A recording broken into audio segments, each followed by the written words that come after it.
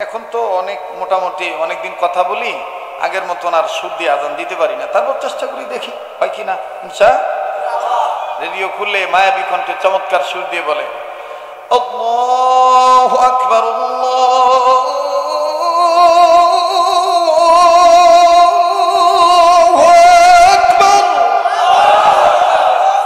ভাল লাগলো? তা এই পর্যন্তই থাক।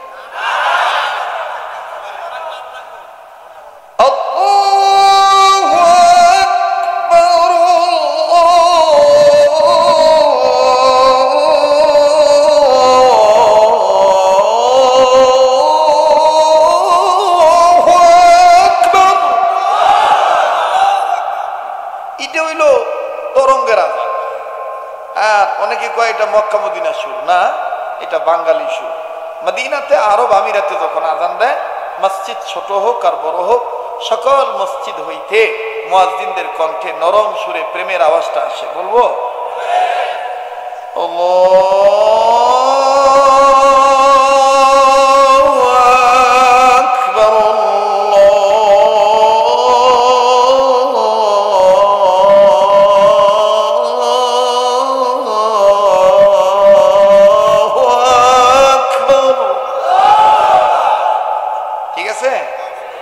এবার আসেন সুন্নতি আজান কোনটা? সুন্নতি আজান হলো শরহে বেকায়ার কায়দা অনুযায়ী, কানুন অনুযায়ী, বিধান অনুযায়ী আমাদের উস্তাদরা আমাদেরকে শিক্ষা দিয়েছেন। এক আলিফের জায়গায় এক আলিফ, তিন আলিফের জায়গায় তিন আলিফ। আমার ভাইরা কেমন? আল্লাহু আকবার, আল্লাহু আকবার,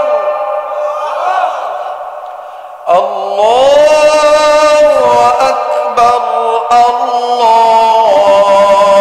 আকবার।